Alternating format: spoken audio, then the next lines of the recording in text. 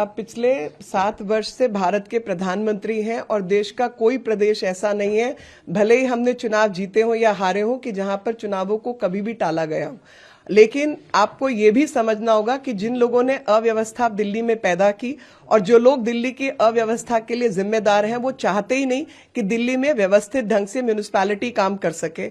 और दिल्ली की municipal corporation को रिफॉर्म्स की आवश्यकता है, बदलाव की और सुधार की जरूरत है। और उस सुधार के चलते ही दिल्ली की सुधार को बनाए रखने के लिए चुनाव आयोग को एक चिट्ठी केंद्र सरकार ने लिखी है। ना तो चुनाव टले हैं और ना ही चुनावों का बदलाव हुआ है, लेकिन आप सबको इसके पीछे की रणनीति समझ आनी चाहिए। ये रणनीति उन लोगों द्वारा तैयार की गई जिन्होंने भ्रष्टाचार से दिल्ली को लिप्त किया। ये वो लोग हैं जिन्होंने एक कार्टेल क्रिएट करके 4 कंपनियों के बीच में, जिसके नाम मेरे पास हैं, और आज मैं आपके माध्यम से ये शो कॉज नोटिस जो कि एक्साइज डिपार्टमेंट ने इन 4 कंपनियों को दिया है, मसला सिर्फ मौलिक और मॉरलिटी का नहीं है, बल्कि भ्रष्टाचार का मसला है, जिसमें 4 कंपनियां लिप्त हैं। एक का नाम है मैग्नम, एक का नाम है इंडोस्पिरिट, एक का नाम है एनरिच और एक का नाम है खाओगली। ये 4 कंपनियों ने कार्टेलाइजेशन करके शराब के ठेके लिए हैं।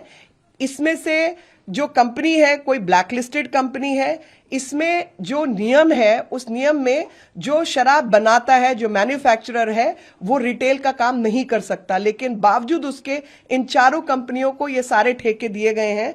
और ये एक वार्ड के अंदर 3-3, 4-4 शराब की दुकानें खोली हैं, जिससे पूरी दिल्ली की जनता, खासतौर पे महिलाएं, परिवार के लोग और बच्चे खराब ना हो, वो लोग परेशान हैं। जो आदमी पंजाब में जाके ये कहता है कि नशा मुक्त पंजाब बनाऊंगा, वो दिल्ली को नशे में डुबोने का काम करता है। ये आप सबके सामने है। असलियत में जो सुधार का विषय, आज मैं सीधा प्रश्न मनीष सिसोदिया और केजरीवाल जी से पूछना चाहती हूं कि वो लोग बताएं कि म्युनिसिपल कॉर्पोरेशन के अंदर प्रशासनिक सुधार होने चाहिए या नहीं, दिल्ली को बर्बाद करने का काम आपने किया या नहीं, और एमसीडीज को खास तौर पे लेके, म्युनिसिपल कॉर्पोरेशन को लेकर जिस तरीके का सौतेला व्यवहार आपने किया। मैं आपको दोबारा याद दिलाना चाहती हूं कि आपने चुनाव जीतने से पहले 2012 में यह कहा था कि आप 20% दिल्ली के बजट को लोकल बॉडीज को देंगे। आज आप 7 से 8% और नियम अनुसार 12% बजट